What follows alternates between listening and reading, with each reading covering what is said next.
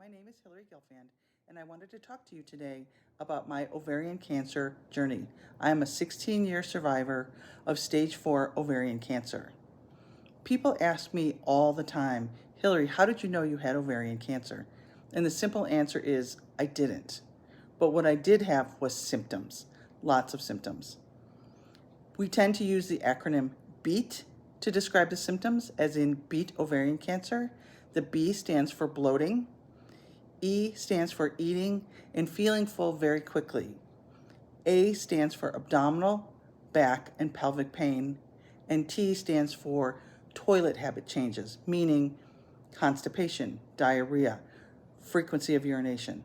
I was a pretty classic BEAT symptom candidate for ovarian cancer. I had all of the symptoms and waited to go to my doctor because as a woman, we tend to have these symptoms at any or all point in our life and frequently ignore them. When I did go to the hospital in December of 2007, I was diagnosed with a very large abdominal tumor, which turned out to be stage 4 ovarian cancer. I went through 2 surgeries and 12 rounds, a year's worth of chemotherapy. I am happy and proud to say that today I am cancer-free for 16 years with no recurrences. It's definitely a miracle, and I'm hugely grateful.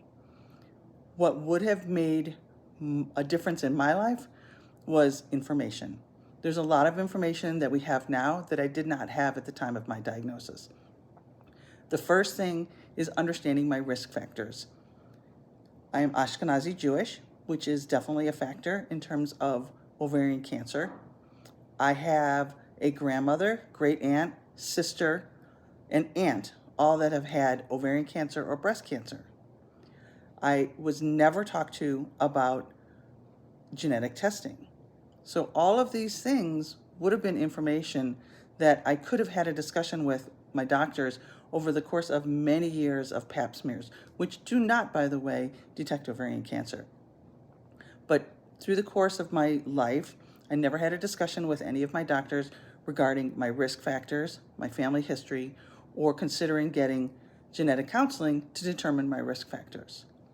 So I would say that the most important information that I can share with you that I did not have until I was diagnosed are 3 things.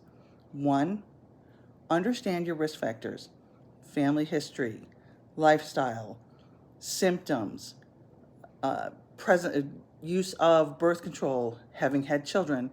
If you go to any one of the ovarian cancer websites, you can see all of those risk factors listed there. 2, understand where your resources are. I was very lucky in that I discovered the Colorado Ovarian Cancer Alliance, now named the Colorado Gynecologic Cancer Alliance, where they had a wealth of information, including support groups, financial support, and more. So understand where your resources are and consider genetic counseling and genetic testing.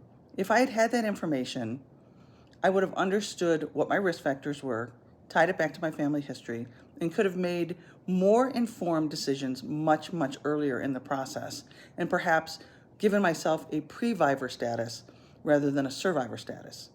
So you now have more information just from the short video than I had right up until the very moment of my diagnosis. I hope you take this information, and I hope it saves someone's life one day. Be well and have a great day.